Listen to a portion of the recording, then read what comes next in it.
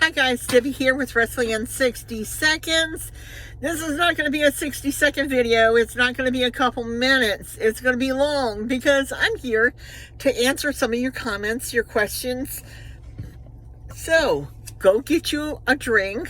Mine is McDonald's Diet Coke. And I'm going to answer some of your comments, your questions, and let's start this thing off. First of all, let's start with Stand and Deliver. I was very disappointed that Wesley did not have a match in Stand and Deliver. I felt it was deserving that he should have, especially since RVD called him out and said that he needed to return a chair smack to Wesley. And that he needed to be called back to NXT. And I thought, oh, really? You sure? And he said this on his RVD podcast. So I wonder if anything's going to come with that. And of course, you know, Wesley is like a staple at NXT. He should have had a match. But speaking of NXT, I also think that it's time for Roxanne Perez, Trick Williams, JCJ, Fallon Henley, a couple of the others all need to be moved up. All right? It's just their time to be moved up. And I get that NXT has held them there to help the newer talent to get over, but it's their time to move up. Now, what was my surprise at Stand and Deliver was Stacks turning on Tony D. Now, I kind of wonder if that means, is Tony moving up? Because Tony D'Angelo should be moved up. But then what happens with his character, right? And then Stacks betraying Tony. Are they going to have a turf war? What's going to happen? I don't know. And you kind of see this was happening because Stacks was kind of taking over things that Tony was doing inside the family. So I was very surprised about that. The other surprise that still was WWE acquiring AAA. And I can tell when I shock you, when I post it, that I wonder with this acquisition if this means Alberto Del Rio would be coming back to WWE, and you guys got quiet. When I hit a nerve with you or you're like, oh, I can't believe she said that, she posted that. Weren't you kind of wondering that too? I mean, if you don't watch AAA, then you have to know that he's held like major title belts in AAA and has for the last couple of years. Marty Squirrel also wrestles in AAA. I mean, like, what happens with these guys with this acquisition? Do they just not use them? And if Del Rio has a title, how are they going to explain that? Are they just going to make him hand over his title? You know, so the interesting thing is, it's been maybe a year ago, out of the blue, Conan hits me up. Conan, WCW, Conan, 100% Keeping It Real podcast, Conan. So I thought, in case you didn't know, Conan is the booker for AAA. And so I thought, if anybody has any answers, it would be him. And so I hit him up and I sent him a message and I'm like, hey, are you going to be talking about any of this on your podcast? Because I'm interested. I want to know what's going on. And it took him probably about 24 hours to reply because there's time zone difference. He's Pacific Coast, I'm East Coast. And so, ironically enough, he replied back. He said that he was either in the process or has just done a podcast on it, and that it would be out very soon and it would answer all my questions. So I'm looking forward to hitting Conan up at his 100% Keeping It Real podcast. But it is real questions to ask, right? how did I feel about Dom?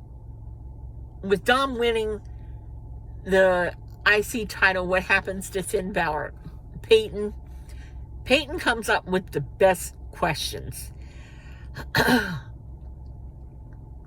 I don't know what I would do without Peyton sometimes, because Peyton gets me to think. And anyway, with that question, there's a couple of things that Finn could do.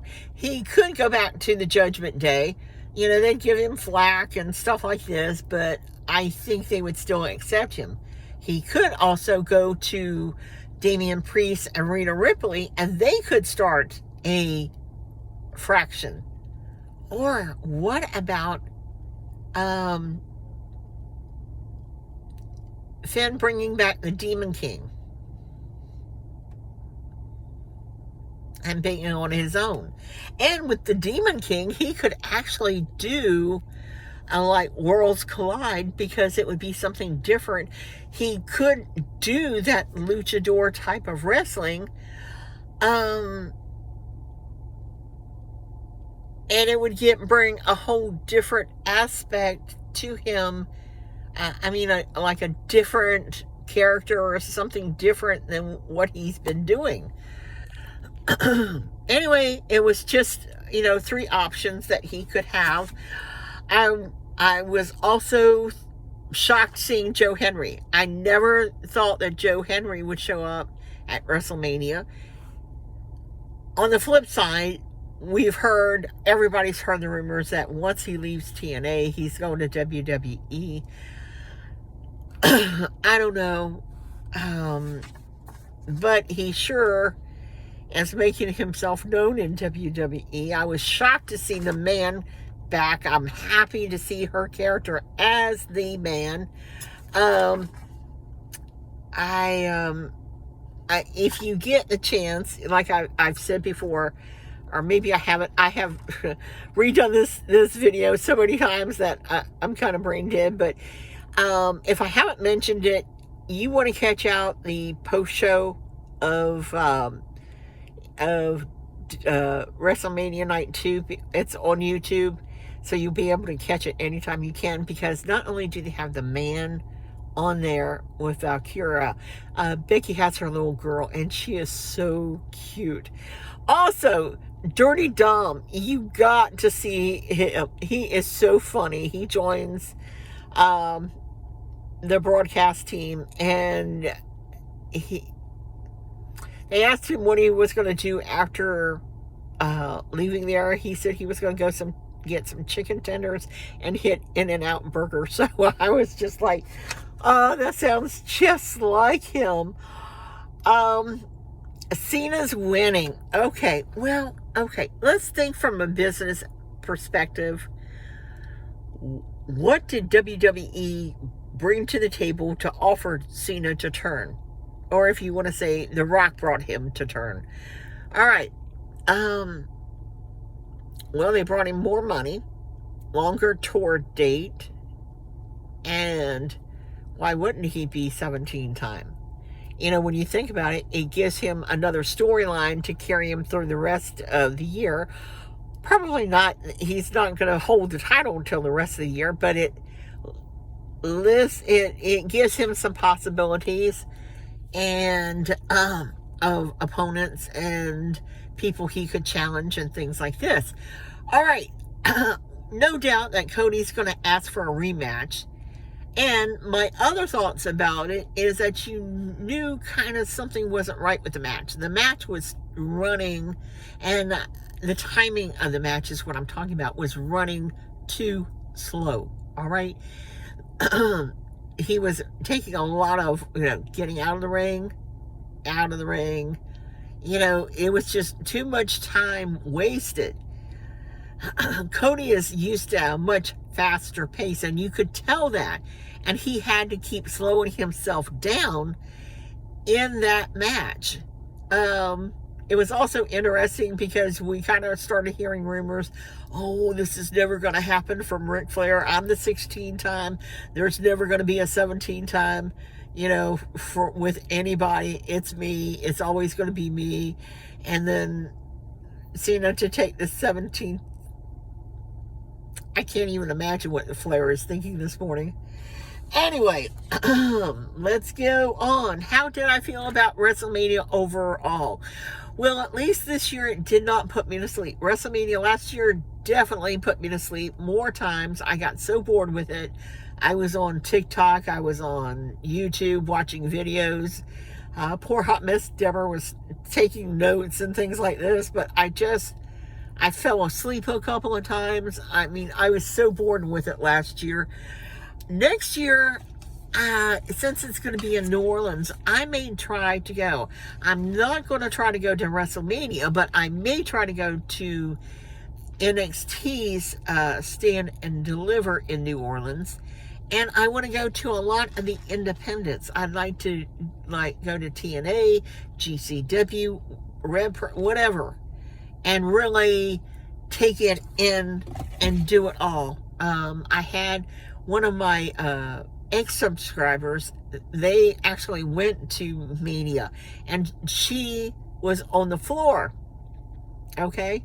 She had floor seats, not up close, and actually she took a picture of where her seat was, and she could see, the people coming down, but it was like, I asked her, I said, hey girl, how much did it cost you for those tickets? And she said for both nights it cost her $2,000. And I thought, wow, $2,000. I don't know. That's probably out of a lot of people's league even if it was just a couple. If you went to both nights, $2,000, that's $4,000 for just tickets. That's not hotels, travel, expenses, Who knows? Maybe I'll have enough subscribers that I might be able to get some NXT tickets. I doubt it. But anyway, we are going to try to do New Orleans. It would be fun going to New Orleans. And then, of course, all the wrestling that would be around there. That would be interesting. We'll let you know when that time. Of course, Hot Mess Dipper's health always plays a part in what we can do and what we can't do. Let me check. Oh, one last thing.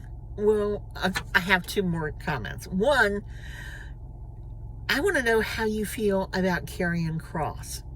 Don't you think it's about time for Karrion Kross to have his WrestleMania moment?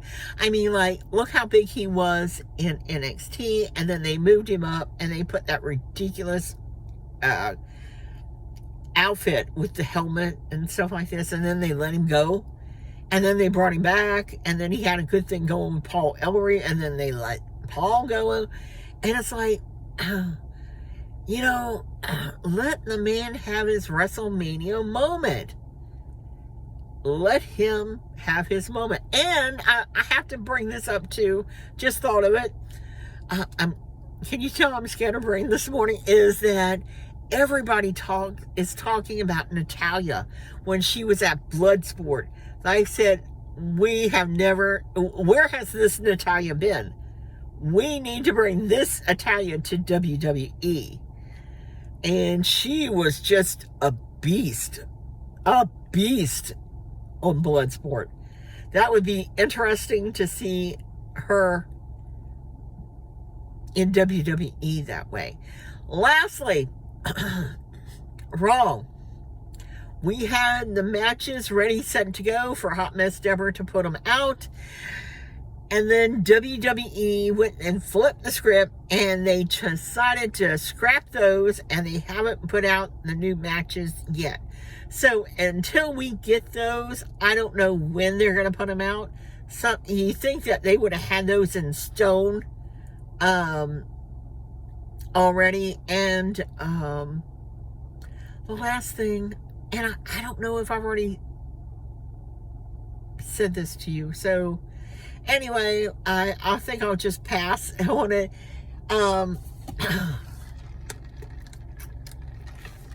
Love me some Diet Coke in the morning from McDonald's. Anyway, I want to thank you for watching. I want to thank you for subscribing, staying with us. I know we're a small channel. we could do so much more. We're trying to do more. We're trying to explode and stuff like this. We got a lot of things. We are going to Battleground in Tampa. We're going to NXT. We have some two house shows that we're doing in May. So I think we're coming up. And I just want to say thank you. Until next time, bye for now.